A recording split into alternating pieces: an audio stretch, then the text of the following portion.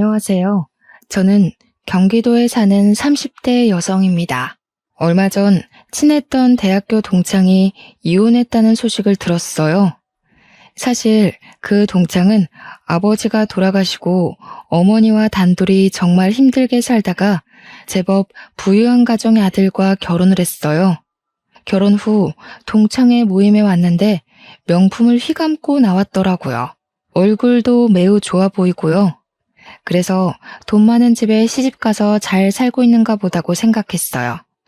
그런데 알고 보니 남편과 시댁이 돈 없는 친정과 동창을 많이 무시했다고 해요. 처음에는 그냥 은근히 말로 비꼬았지만 점점 친정을 무시하고 인격을 모독하는 말을 하고 결국에는 시어머니한테 손찌검까지 당하고 나니 더는 이렇게 살아서는 안 되겠다 싶어 이혼을 결심했다고 하더라고요.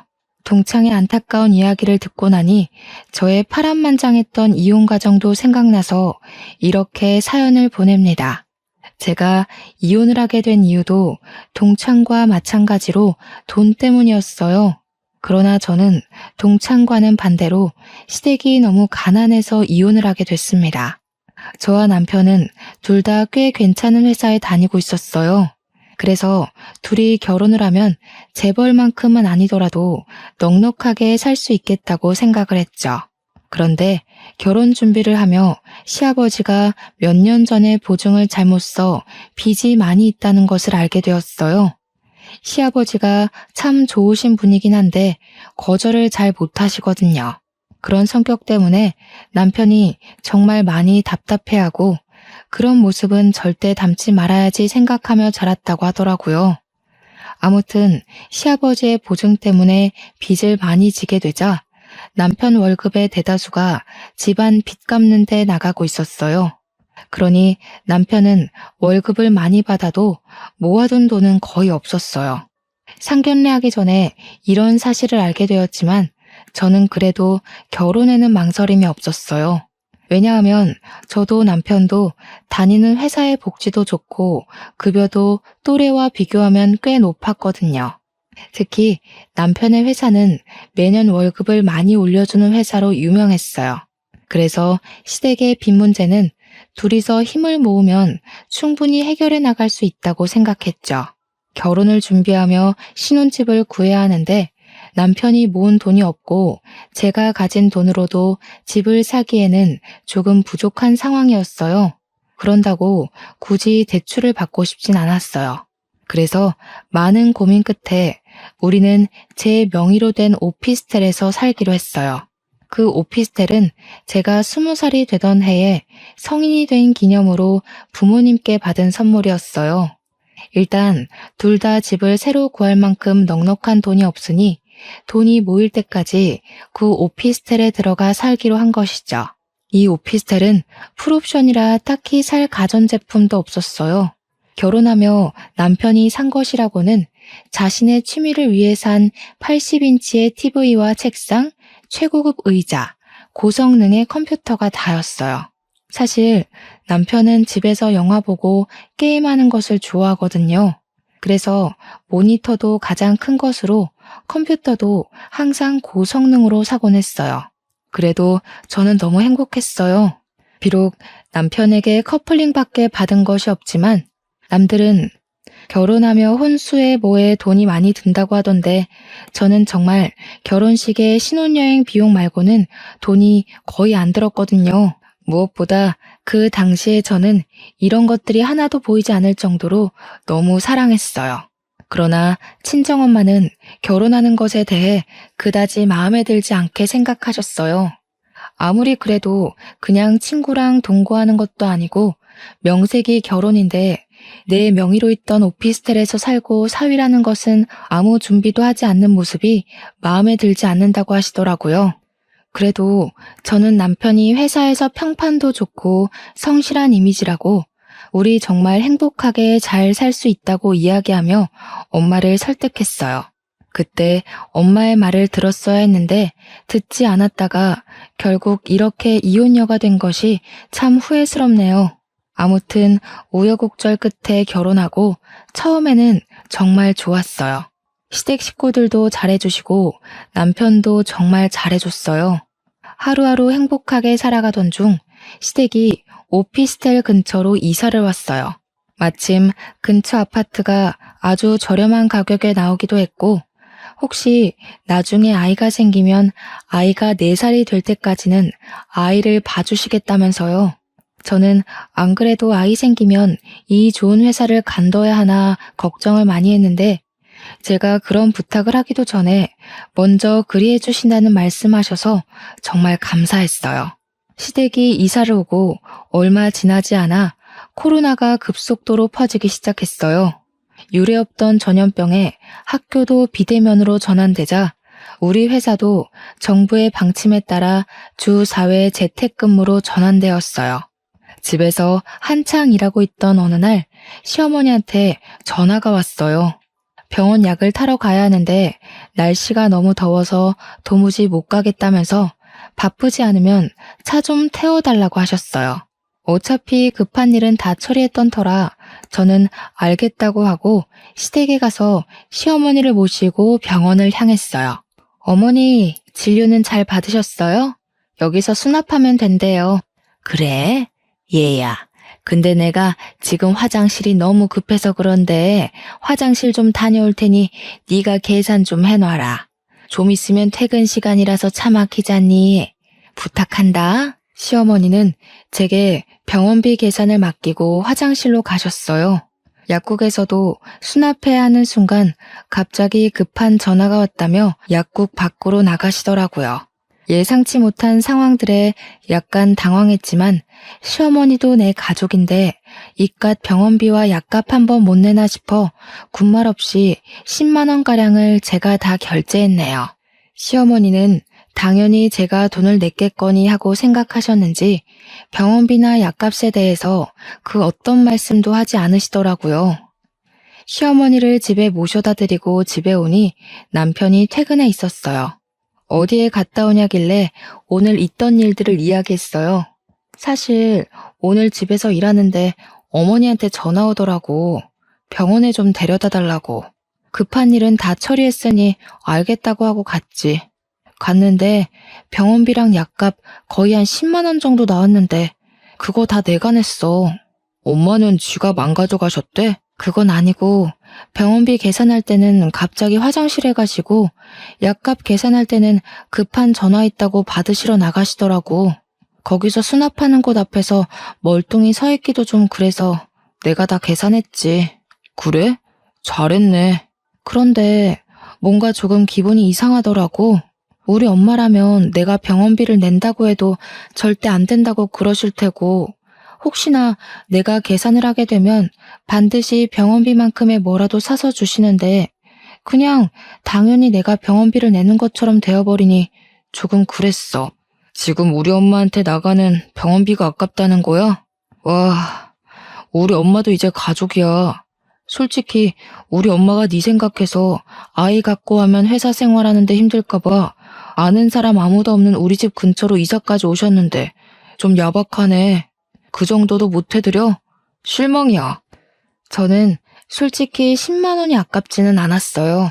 그런데 이런 상황이 한 번, 두 번 반복되면 언젠가는 시댁에서 필요한 돈들을 우리가 부담하는 것이 당연시되지 않을까 하는 마음에 말을 꺼낸 거였거든요.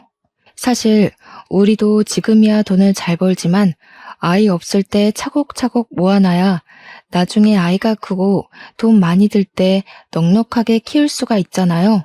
그런 생각에서 한 말인데 남편은 그저 화만 내며 속 좁은 사람 취급을 하니 섭섭하더라고요. 그런데 또 남편의 입장에서 생각을 해보면 자기 엄마에게 다른 돈도 아니고 병원비와 약값으로 생색내는 것처럼 보일 수도 있겠다는 생각이 들더라고요. 그래서 남편에게 내가 생각이 짧았다고 미안하다고 사과를 했어요. 중복을 하루 앞둔 어느 무더운 여름날이었어요. 그날도 집에서 더위와 씨름을 하며 일을 하고 있는데 시어머니한테 전화가 오더라고요. 내일이 복날이니까 삼계탕을 해먹자고 같이 닭이랑 이것저것 재료를 사러 가자는 거예요. 저는 시어머니를 모시고 근처 대형마트에 갔어요. 삼계탕 재료만 사신다던 시어머니는 삼계탕 재료에 각종 반찬거리, 집에 큰 솥단지가 없다며 대용량 곰솥 냄비, 가격이 저렴하다며 프라이팬과 각종 주방용품, 화장실에 수납장이 고장났다며 미니 수납장까지 고르시더라고요. 쇼핑카트에 한가득 싣고 계산을 하려고 줄을 섰어요. 아, 얘야, 내가 지갑을 두고 왔네. 너 지갑 가져왔지? 네, 지갑 가져오긴 했어요. 그래, 네가 좀 내라. 나는 화장실 좀 다녀오마. 저희는 이미 카트에 짐을 가득한 상태라 다시 일일이 가져다 놓을 수도 없어 어쩔 수 없이 제 카드로 결제를 했어요. 요새 장바구니 물가 얼마나 비싼지 아시죠? 삼계탕 재료만 해도 10만 원이 넘는데 이것저것 생활용품에 주방용품까지 사고 나니 거의 40만 원이 넘게 나왔습니다. 어쩔 수 없이 그걸 제 카드로 결제했고요. 저는 그 많은 짐을 싣고 시댁에 도착해서 짐 정리를 도와드리려고 같이 집으로 들어갔어요. 시어머니는 삼계탕 재료를 정리하기 위해 장 볼 때 들고 계시던 가방을 바닥에 두셨어요. 그런데 가방 안에 시어머니의 지갑이 보이는 것이 아니겠어요? 그걸 발견한 제 모습을 본 시어머니는 당황한 표정을 지으시더라고요. 어머, 내 정신 좀 봐. 내 지갑이 가방에 있었네?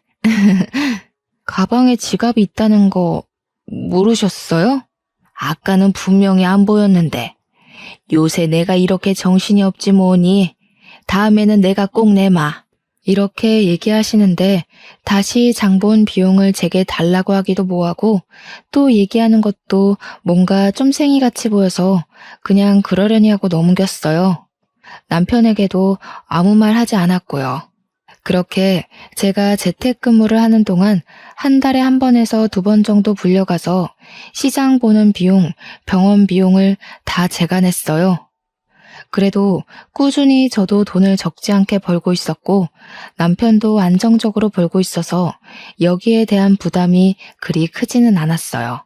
그렇게 해가 바뀌고 1월이 되었어요.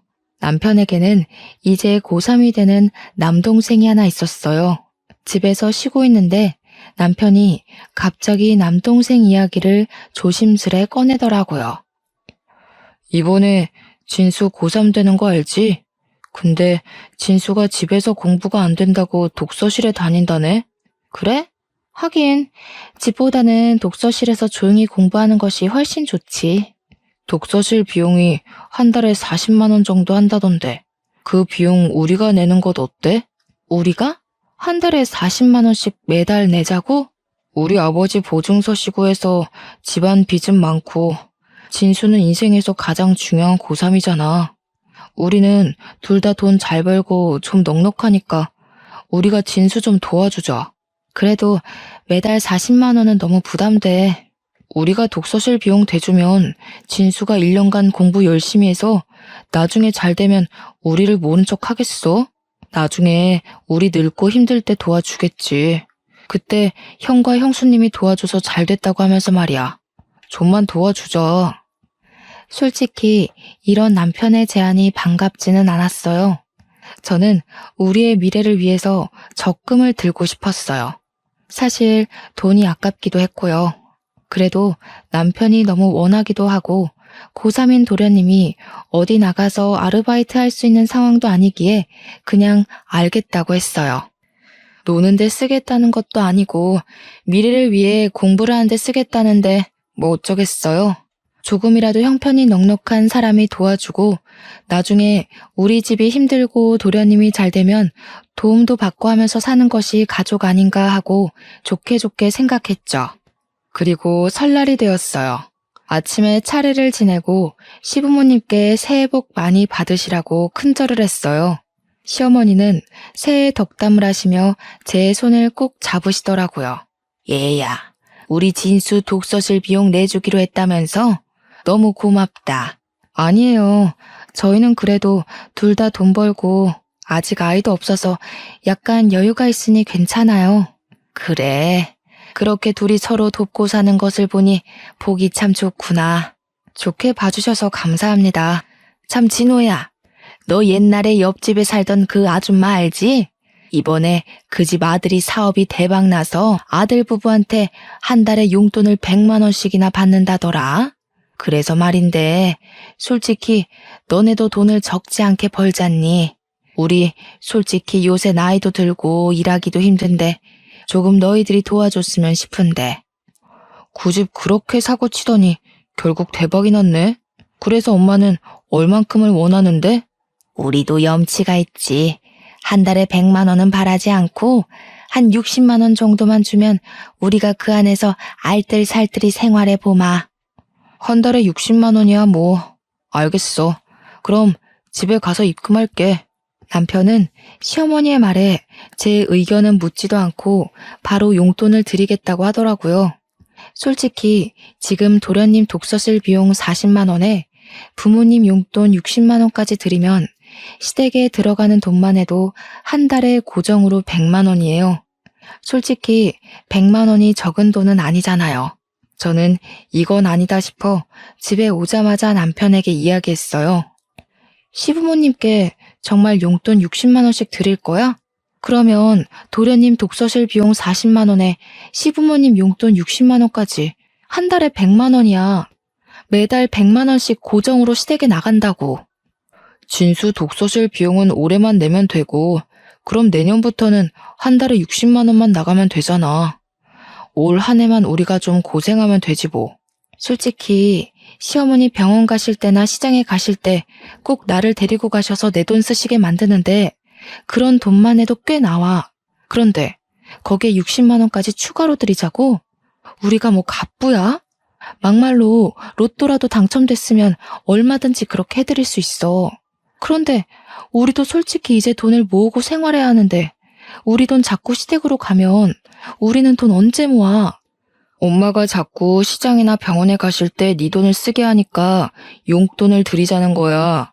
차라리 아예 고정으로 용돈을 드리면 아마 그 안에서 병원비랑 생활비를 다 해결하시겠지. 설마 그 용돈 따로 받고 또 병원비 생활비 다 우리에게 부담하게 하시겠어? 남편의 말을 듣고 보니 매달 병원이나 시장에 갈 때 같이 가서 계산해 드리는 것보다는 차라리 한 달 금액을 정해두고 드리는 게 더 좋을 것 같다는 생각이 들었어요. 그래서 저와 남편은 한 달에 60만 원씩 시어머니 통장으로 이체를 했어요. 그때까지만 해도 전 이제는 정말 시어머니와 함께 시장이나 병원에 갈 때 제가 결제할 일은 없을 줄 알았어요. 그런데 그게 아니었어요. 그 다음 달도 그 다다음 달도 여전히 병원에 가시거나 시장에 가실 때 꼭 저를 부르시고는 제가 계산하게 하셨어요. 한 번은 너무하다 싶어서 시어머니께 좋게 여쭈어보았어요. 저번에 저희가 드린 60만 원은 어디에 사용하셨냐고요. 그랬더니 한 번은 친한 친구의 딸이 결혼해서 축의금 주고 돈이 없다고 하시고 한 번은 친구의 노모가 돌아가셔서 부의금을 하느라 돈이 없다고 하시더라고요. 솔직히 용돈 60만 원을 드리는데도 추가로 제 돈이 또 시댁의 생활비로 나가는 것이 정말 싫었지만 돈 가지고 야박하게 구는 것 같기도 하고 무엇보다 남편과 제가 안정적으로 돈을 잘 벌고 있으니 그냥 참고 넘겼어요. 그렇게 평안하지 못했던 설이 지났어요. 남편은 설이 지난 이후로 회사가 많이 바빠졌다는 이유로 야근과 주말 특근이 잦아졌어요. 그 전에도 야근하기는 했지만 많아야 일주일에 2번이었는데 일주일 내내 야근을 하더라고요. 반면 우리 회사는 여전히 재택근무를 하고 있었어요.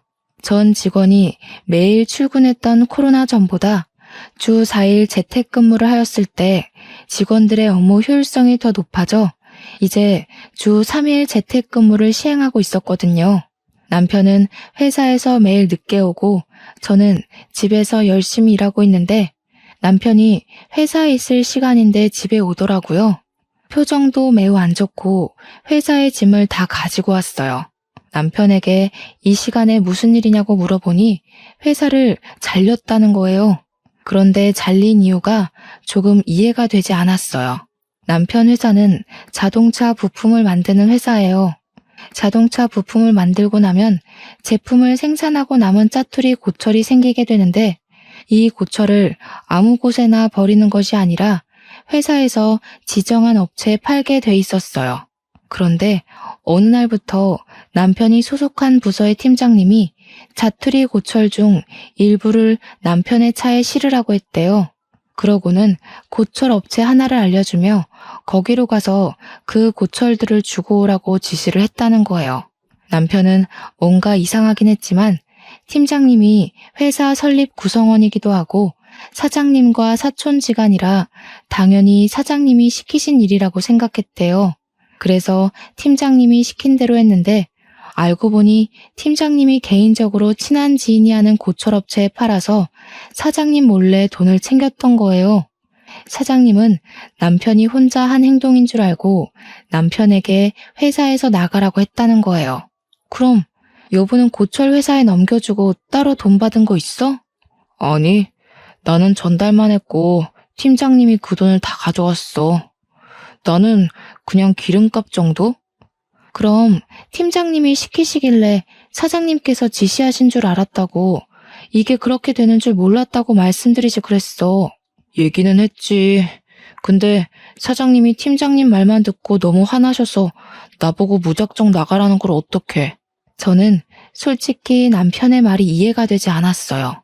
남편의 회사 사장님은 저도 몇 번 우연히 뵀었는데 100명 정도 되는 전 직원의 이름은 물론 가족 구성원까지 다 아시는 분이세요.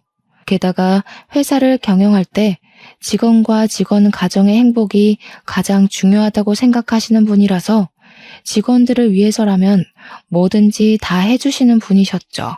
매년 월급 인상은 물론 매출이 높은 해에는 전 직원에게 100만 원씩 특별 보너스를 현금으로 지급해 주시기도 했고, 학자금 지원, 직원의 자기 개발을 위한 학원비나 대학원비 지원까지 해주시던 분이에요. 이렇게 사람을 중요시 생각하시는 분이 남편이 직접 금전적인 이득을 취하지도 않았는데 팀장님의 말만 듣고 무조건 나가라고 하셨다는 것이 뭔가 이상했어요. 더 물어보고 싶었지만 남편이 너무 속상해해서 물어볼 수가 없겠더라고요. 그냥 축 처진 어깨를 토닥여주며 우리가 나이가 엄청 많은 것도 아니고 여보 능력도 되니 더 좋은 회사 충분히 갈 수 있다고 격려해 주었어요. 그것 말고는 제가 남편을 위해 해줄 수 있는 일이 없더라고요. 한참을 넋을 놓고 앉아있던 남편은 머리 좀 식힐 겸 반신욕을 하겠다며 화장실로 들어갔어요. 저도 다시 일을 시작하려는데 남편의 핸드폰이 울리더라고요. 보니까 회사 이서영 대리에게 온 카톡이었어요. 저는 회사에서 해고를 철회하려나 싶어 남편을 부르려고 하다가 뭔가 느낌이 이상했어요. 왠지 카톡을 제가 봐야겠다는 생각이 들더라고요. 카톡을 본 순간 판도라의 상자가 열렸어요. 이서영 대리와 나눈 이전의 카톡은 연인들이 하는 내용으로 가득했어요. 남편은 회사에서는 물론 저와 함께 있던 저녁 시간에 저 몰래 이서영 대리라는 사람과 사랑을 속삭이고 있었어요. 카톡의 내용을 보니 제게는 야근한다고 하고 회사를 마치고 같이 저녁을 먹고 영화를 봤더라고요. 제게 특근을 한다고 했던 주말에는 둘이 놀이동산, 서울 근교의 데이트를 아주 알차게 즐겼더라고요. 게다가 얼마 전에는 회사 차장님 어머님의 장례식이라고 1박을 하고 왔었는데 그날은 남편과 이서영 대리 둘이 펜션을 잡고 놀러 간 것이었어요. 그리고 마지막으로 이서영 대리가 우리 사이가 들켜서 아빠가 화가 많이 나셔서 회사로 다시 돌아오는 것은 힘들 것 같다. 나도 회사에서 쫓겨났다는 식의 카톡을 보냈더라고요. 그 카톡을 보니 남편이 왜 회사를 해고당했는지 확실히 알게 되었어요. 남편은 회사 사장님의 딸인 이서영 대리와 몰래 불륜을 저지르고 있었고 그 사실을 들켜 사장님이 나가라고 하신 것이었어요. 물론 그 딸도 회사에서 내보냈고요. 저는 이 카톡을 본 순간 손이 부들부들 떨리고 눈앞에 뵈는 것이 없었어요. 바로 핸드폰을 들고 남편이 있는 화장실 문을 벌컥 열었어요. 진짜로 고철판 이유만으로 회사 잘렸어? 확실해? 몇 번을 말해. 그렇다니까. 그럼 이서영 대리는 누구야? 이서영 대리를 어떻게 알아? 네가 들어가고 나서 핸드폰이 울리길래 보니까 이서영 대리한테 카톡이 왔더라고. 부르려다가 뭔가 싶어서 핸드폰을 봤지. 근데 너 나한테 야근한다고 할 때마다 이서영 대리랑 데이트했더라? 얼마 전에 차장님 어머니 돌아가셨다며? 그래서 강원도 간다더니 그때 가평으로 둘이 놀러 갔더라. 아니 그게... 뭐? 자기야 사랑해? 기가 막혀서. 그렇게 이서영 대리라는 년이 좋디? 아주 나한테는 보내지도 않던 이모티콘 막 보내고 난리가 났더라. 이서영 대리가 그러더라. 자기 아빠가 화가 많이 나셔서 자기도 회사에서 쫓겨났다고. 너 회사 사장님 딸이랑 불륜 저질러서 쫓겨난 거 맞지? 제가 불륜 사실을 모두 다 알았다고 말하자 남편은 반신욕을 하다가 뛰쳐나와 제 앞에 무릎을 꿇었어요. 저기요, 정말 미안해. 나는 당연히 안 그러려고 했는데 이서영 대리가 자꾸 나한테 꼬리를 치는 거야. 그러면서 나랑 사귀면 아빠인 사장님께 잘 얘기해서 월급도 많이 올려주겠다고. 사장님 딸인데 혹시라도 내가 싫다고 하면 나에게 불이익이 생길까봐 두려웠어. 게다가 나한테 자꾸 잘해주면서 그러니까 내가 단칼에 거절하기가 너무 힘들더라고. 야, 너는 아버지가 거절하지 못하는 성격 때문에 보증도 서고 집안이 빚더미라고 하면서 맨날 답답해하더니 정작 자기 자신은 그런 거 하나 거절하지 못해서 불륜을 저지르냐? 그게 말이 된다고 생각해? 그것도 있고 자기가 그동안 우리 엄마 병원비에 시장 보는 비용, 동생 독서실 비용으로 많이 힘들어했잖아. 나는 돈 많이 벌어서 자기 호강시켜주려는 생각에 그만. 진짜 미안해. 내가 잘못했어. 저는 정말 너무 화가 나서 당장이라도 이혼하고 싶었지만 샤워 가운 한 장 입고 화장실 바닥에 무릎까지 꿇고 손이 발이 되도록 비는 남편을 보니 마음이 또 약해졌어요. 2번 다시는 이런 일 절대 없을 것이라는 다짐을 수백 번 받고 저는 일단 한 번은 눈 감아주기로 했죠. 남편은 용서해줘서 고맙다며 정말 미안하다고 하더라고요. 그리고 양가 부모님께는 회사 해고당한 거 말씀드리지 말자고 하더라고요. 나중에 회사 새로 구하고 자리 잡으면 그때 자기가 다 말씀드리겠다면서요. 맘 같아서는 시부모님께 말씀드려서 눈물 콧물 쏙 빠지게 혼나게 하고 싶었지만 솔직히 좋은 일도 아니고 남편도 많이 반성하고 있는 것 같아서 알겠다고 했어요. 그날 이후로 저는 계속 재택근무를 하고 있었고 남편은 회사를 알아본다는 명목으로 컴퓨터 앞에 앉기는 했지만 실제로 회사를 알아보는 건 1시간뿐이었고 매일 게임만 하고 있었어요. 그리고 이 와중에도 도련님 독서실 비용 40만 원, 시부모님 용돈 60만 원은 이체되었어요. 돈을 보내고 싶지는 않았지만 이미 새해에 약속한 것이고 이체하지 않으면 상황이 더 복잡해질 것 같아서 그냥 제 월급에서 시댁에 돈을 보내드렸네요. 그러던 어느 날 친정엄마가 반찬만 놓고 가겠다며 말도 없이 오셨어요. 집에 당연히 저 혼자 있을 것으로 생각했는데 남편이 회사에 안 가고 집에 있으니 깜짝 놀라셨어요. 저는 어쩔 수 없이 엄마에게 회사에서 약간의 오해가 생겨서 어쩔 수 없이 해고당했다고 말했어요. 불륜 이야기까지는 하지 않았어요. 그 얘기 들으면 엄마가 많이 속상해하실 것 같았거든요. 자세한 이야기는 하기 좀 그러니 그냥 조용히 눈 감아달라고.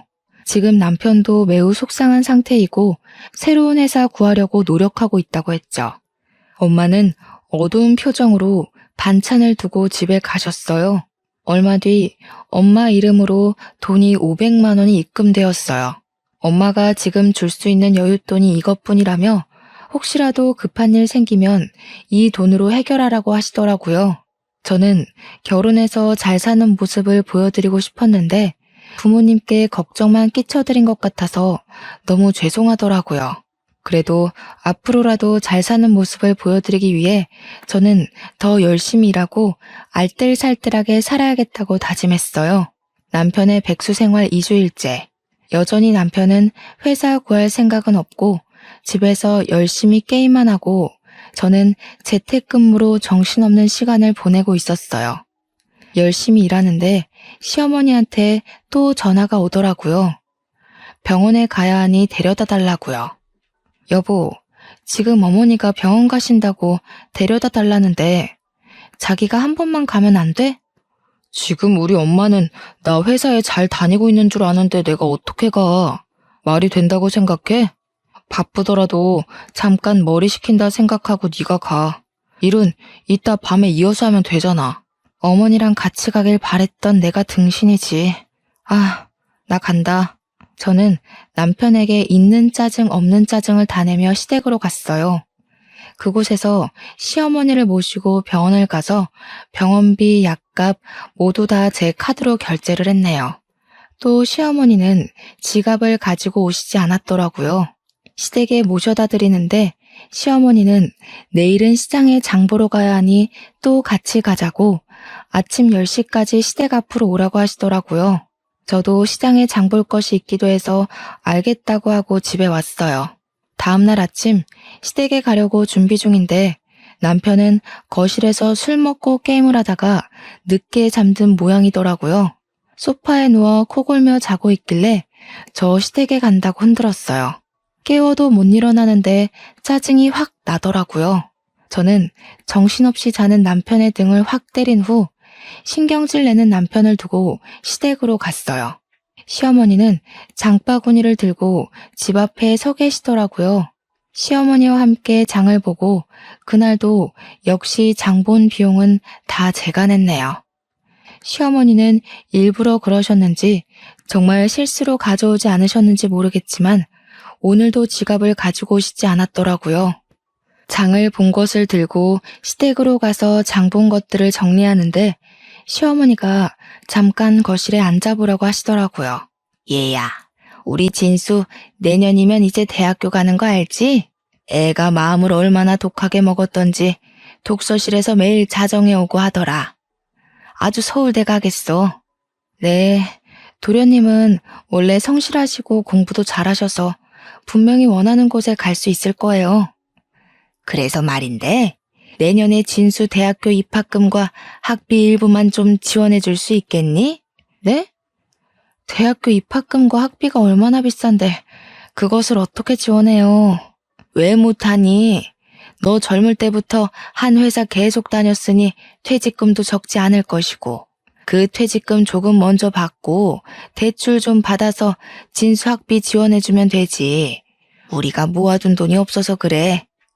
어머니, 제 퇴직금은 제가 그동안 열심히 일해서 생긴 돈인데 그걸 어떻게 도련님 학비에 써요? 저는 제 퇴직금을 왜 도련님 학비에 써야 하는지 모르겠어요. 난 너를 가족으로 생각했는데 참 서운하네. 학비 전부를 지원해달라는 것도 아니고 일부만 해달라는 것인데 그게 그리 어려운 일이니? 네가 돈이 없는 것도 아니고 옛날에는 첫째가 동생들 다 학비 대주고 했다. 그야 옛날이죠. 저는 제 퇴직금으로 도련님 학비 대주는 것은 조금 그러네요. 게다가 저희 신혼집도 대출빚 가지고 시작하기 싫어서 일부러 제 명의의 오피스텔에서 살고 있는데 도련님 학비 대준다고 대출받는 건 더더욱 아닌 것 같아요. 그리고 말이 나와서 말인데요. 솔직히 도련님 독서실 비용에 어머니 아버지 용돈에 어머니 병원비에 시장 보는 비용까지 너무 부담돼요. 한 달에 시댁으로만 거의 200만 원 가까이 돈이 나간다고요. 어머 얘, 무슨 200만 원이야.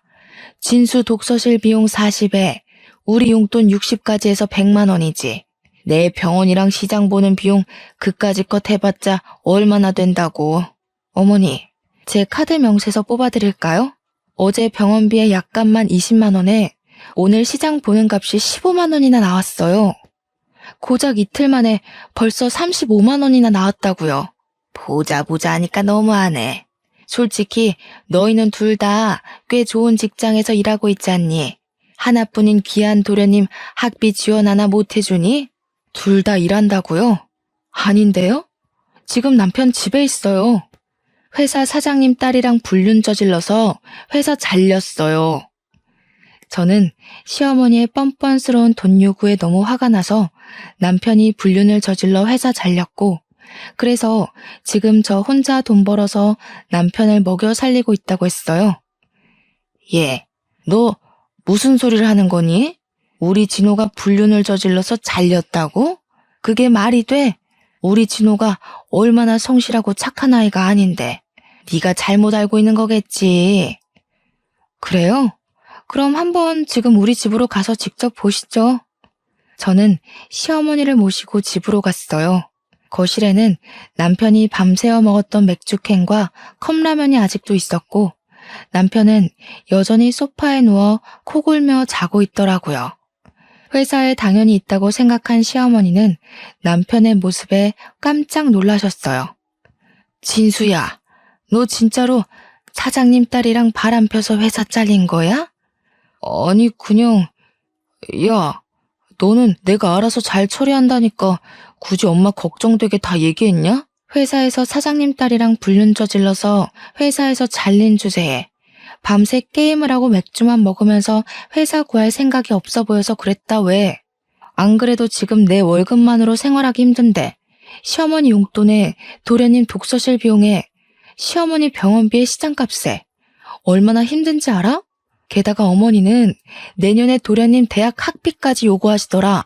예, 그때는 내가 너희 이런 상황인지 몰랐을 때고 내가 설마 너희들 이런 상황인 줄 알면 그런 얘기 했겠니? 너 말 한 번 잘했다. 야, 우리 엄마 병원이랑 마트장 보는 값이 들어봤자 얼마나 된다 그래? 진짜 구질구질하다 정말. 저번 달에 어머니 병원비랑 시장 보는 비용이 100만 원이나 나갔어.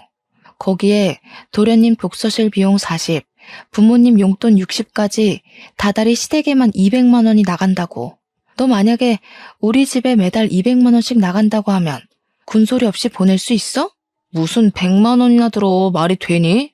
엄마가 뭘 샀으면 얼마나 샀다고. 진짜 돈 좀 번다고 유세냐? 더럽고 치사해서. 너같이 속 좁은 여자랑은 도저히 못 살겠다. 그래, 돈 벌어서 시댁에 다 돈 나가니 내가 속이 터져서 유세 좀 떨었다. 나는 너희 집 물주나 호구로 다시는 못 살아. 너 말대로 나는 더럽고 치사해서 속 좁은 사람이니까 그만하자. 어머니, 저 이제 이 집에서는 물주 노릇 못하겠네요. 시댁이라면 돈 팍팍 주는 속 넓고 이해심 많은 여자 찾으셔서 아드님 재혼시키세요. 저는 더는 같이 못 살겠네요. 저는 그동안 참고 참았던 모든 일을 다 하나하나 낱낱이 이야기하며 이혼하자고 선언했어요. 남편도 이혼하자 그러면 누가 붙잡을 줄 알았냐며 이혼하자고 같이 소리를 버럭 지르더라고요. 그 모습에 저는 정말 이혼할 결심으로 집에 있던 옷과 화장품, 노트북 등 당장 사용할 짐을 모두 쌌어요. 짐을 싸서 나가는데 시어머니는 말리시고 남편은 화가 나서 이혼하자고 난리더라고요. 지금 저 말리셔도 소용없어요. 전 이미 마음 확실히 정했고 이혼하겠습니다. 아, 그리고 너 이 오피스텔 제 명의로 되어 있는 거 알지? 딱 일주일 줄게. 일주일 동안 네가 산 TV, 컴퓨터, 책상 싹 다 치워놔. 일주일 뒤에도 그래도 있으면 다 팔아버릴 거야. 알겠어? 저는 그 길로 바로 친정으로 향했어요. 엄마는 갑자기 온 짐을 챙겨서 온 저를 보며 깜짝 놀라셨어요. 저는 엄마에게 사실 남편이 회사 사장님 딸과 불륜을 저질러서 해고당한 이야기부터 그동안 시댁이 힘들다는 이유로 도련님 독서실 비용에 시부모님 용돈에 병원비에 시장 보는 비용까지 매달 200만 원가량이 시댁으로 갔다고 말씀드렸어요. 엄마는 제가 그동안 살아온 이야기를 듣고 많이 속상해 하셨어요. 그래도 아이가 생기기 전에 이렇게 헤어진 것이 다행일지도 모른다며 제 나이가 많은 것도 아니고 아직 안정적으로 일하고 있으니 괜찮다고 다 잘 될 것이니 걱정하지 말라고 하셨어요. 게다가 한 번 불륜 저지른 사람 언제든지 또 할 수도 있다며 그냥 지난 결혼 생활들 깔끔하게 잊고 제 마음이 가는 대로 살라고 하시더라고요. 엄마는 무덤덤하게 이야기하셨지만 가정의 행복을 가장 중요시 생각하는 엄마에게 잘 사는 모습을 보여드리지 못하고 못난 모습만 보여드린 것 같아 너무 죄송하더라고요. 친정집에 들어와 산 지 일주일이 지났어요. 그동안 남편은 아무 연락이 없길래 저는 당연히 이혼할 생각에 연락이 없는 줄 알고 이혼 서류를 작성해서 오피스텔로 갔어요. 가보니 거실은 맥주캔, 컵라면, 먹다 남은 과자로 난장판이고 남편은 여전히 게임을 하고 있었어요. 친정 갔다 왔어? 제가 들어왔는데도 당황한 표정 하나 없이 쳐다보지도 않고 모니터만 응시한 채 게임을 하고 있는데 정말 화가 머리 끝까지 나더라고요. 그래서 저는 두꺼비 집을 내려 하던 게임을 강제 종료시켰어요. 야, 지금 뭐 하는 짓이야? 내가 이혼하자는 거 장난인 줄 알았니? 난 너에게 너의 짐 챙길 수 있는 일주일이라는 기한을 줬어. 근데 왜 여태 여기 있어? 너야말로 지금 여기서 뭐 하는 짓거리야? 당장 나가, 당장. 너 지금 안 나가면 네가 그렇게 사랑하는 컴퓨터, 모니터, TV 다 집어 던져버린다. 에이, 우리 여보 왜 그래? 그렇게 화가 많이 났어? 내가 다 잘못했어. 이제 정말 정신 차리고 게임도 안 하고 회사 빨리 알아볼게. 우리가 무슨 이혼이야. 이혼하지 말고 우리 다시 행복하게 같이 살자. 응? 남편이 아무 일도 없었던 것처럼 알랑방귀를 끼며 제게 이야기하는데 저는 정말 너무 화가 나서 온몸이 부르르 떨리고 눈이 뒤집힐 것 같더라고요. 저의 화를 주체하지 못해 남편이 그토록 사랑하는 컴퓨터 모니터를 냅다 바닥으로 던져버렸어요. 야, 이게 얼마짜린 줄 알아? 너 지금 뭐 하는 짓이야? 진짜 돈만 밝히고 무식하기는. 아무리 화난다 해도 모니터를 집어 던져버리냐? 나도 너처럼 무식한 싸움꾼 아내 필요 없어. 당장 이혼해. 저는 남편의 말에 화가 더 많이 나서 이번에는 컴퓨터 본체를 바닥으로 던졌어요. 말 한 번 잘했다. 나 원래 돈만 밝히고 무식하고 싸움꾼이야. 어디 보자. 여기에 네가 사온 물건이 또 뭐가 있더라? 아, 저 80인치 TV도 네가 사왔었지? 저기 망치 있는데 TV를 망치로 때리면 어떻게 되는지 한번 봐볼까? 저는 창고로 가서 망치를 꺼내왔어요. 그리고 정말 망치로 TV를 때리려고 했어요. 남편은 이제야 사태의 심각성을 깨닫고 망치를 들고 있던 저의 팔을 잡더라고요. 제발 그만해. 화 좀 삭혀. 이게 지금 얼마짜린데 다 부수고 있어. 내가 눈앞에서 사라지면 그냥 둘 거지? 나 잠시 시댁에 갔다가 내일 다시 올 테니까 화 좀 풀어. 그리고 우리 다시 얘기하자. 응? 제발 TV는 그냥 둬. 절대 부수면 안 돼? 네가 지금 시댁에 가 있다 해도 우리 이혼 사실은 변하지 않아. 그리고 지금 저 컴퓨터 TV 다 합쳐도 그동안 너네 부모랑 동생이 나한테 뜯어간 돈보다 작을 것 같은데 내가 훨씬 더 손해 아닌가? 어차피 내가 손해니까 저 TV 다 부셔도 되겠다. 그치? 제발 그만해. 그러다가 너 진짜 나도 치겠어. 지금 내가 이성을 더 잃으면 정말 너를 이 망치로 때리고 뉴스에 나올 수도 있을 것 같거든? 그러니까 내가 진짜로 그렇게 하기 전에 당장 너네 집으로 꺼져. 그리고 너네 부모한테 가서 우리 이혼한다고 확실히 다 얘기해. 알겠니?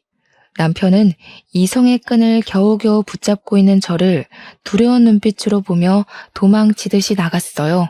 저는 남편이 나가자마자 80인치 TV도 망치로 때려 부셨어요. 이걸로는 분이 풀리지 않아 게임할 때 불편하다고 샀던 100만 원짜리 의자도 부수고 책상 다리도 하나 부서뜨렸죠. 이렇게 남편이 사온 모든 물건을 다 부수고 나니 조금 진정이 되더라고요. 저는 바로 용달차를 불러서 부서지고 망가진 컴퓨터, TV, 책상, 의자에 이혼 서류까지 다 시댁으로 보내버렸어요. 잠시 뒤 시어머니한테 전화가 오더라고요. 예, 너 이게 무슨 짓이야? 진호는 네가 눈이 뒤집혀서 널 때리려 했다고 하지 않나? 이 다 부서진 것들은 뭐야? 이혼 서류는 또 뭐고? 너 정말 이혼하겠다는 거니? 네, 저 이혼하려고 짐 정리한 거예요. 여기 원래 제 명의의 오피스텔이었잖아요. 여기 오피스텔에서 시어머님, 아드님 물건들 다 보내드렸는데 뭐가 잘못됐나요? 남자가 바깥 일하다 보면 억울한 일을 당할 수도 있고 잠깐 흔들릴 수도 있지. 그거 가지고 이렇게까지 일을 키워야겠니? 나 때는 말이다. 남편이 몇 년간 돈 한 푼 못 벌어와도 그래도 남편 믿고 살아왔다. 하여간 요즘 젊은 것들은 걸핏하면 이혼한다는 소리지. 어머니 아들이요. 밖에서 불륜 저지르고 왔어요. 그래도 전 참았어요. 근데 어머니, 남편 모두 저를 물주나 호구로 생각하고 저에게 돈 맡긴 사람처럼 돈 달라고 그러는데 전 그 사이에서 도무지 같이 못 살겠네요. 저는 옛날 사람들처럼 착하지가 못해서요.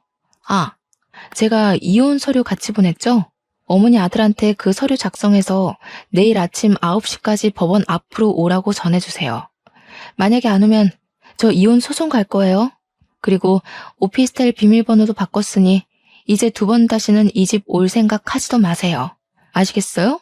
남편과 한바탕 싸우고 시어머니한테도 그동안 쌓인 이야기 다 하고 나니 속이 좀 후련하더라고요.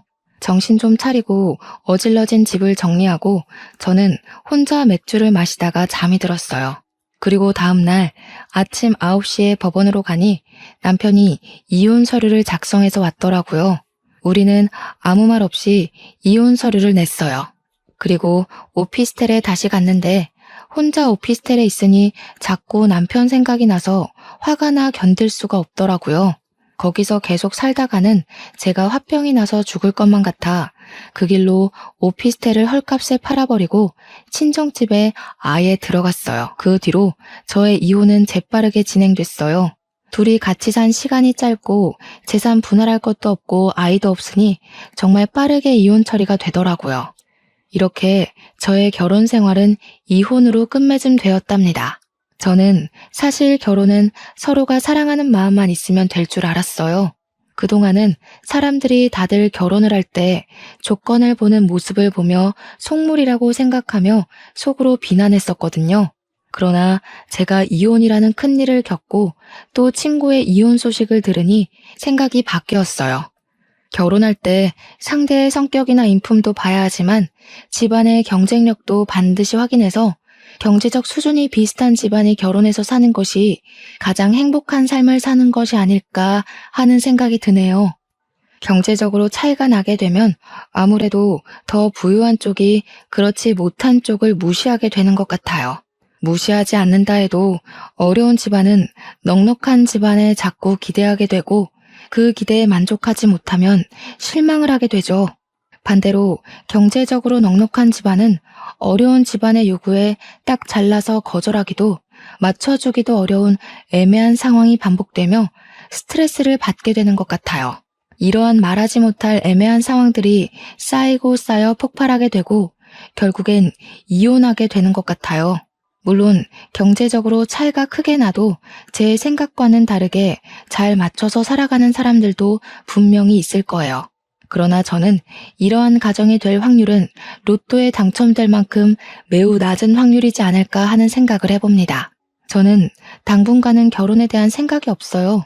그냥 지금처럼 친정 부모님과 함께 살며 제가 좋아하는 일을 하며 저 자신만을 위해 살고 싶어요. 이렇게 살다가 언젠가 혹시라도 마음에 쏙 들어 결혼하고 싶은 사람이 생긴다면 그때는 반드시 그 사람뿐만 아니라 그 사람이 자라온 배경과 집안 형편까지 고려해서 신중히 결혼해야겠다는 생각이 드네요. 전국에 결혼을 앞둔 예비 신랑, 예비 신부가 있다면 반드시 상대의 집안의 경제력을 확인하세요. 상대 집안의 경제력을 따진다고 속물이라고만 생각하지 마시고 반드시 확인하셔야 합니다. 결혼은 연애와는 달리 우리가 살아가는 현실이라서 반드시 짚고 넘어가지 않으면 후회합니다. 이 점 명심하시고 후회하는 결혼 생활을 하는 또 다른 제가 없기를 바라면서 사연을 마칩니다.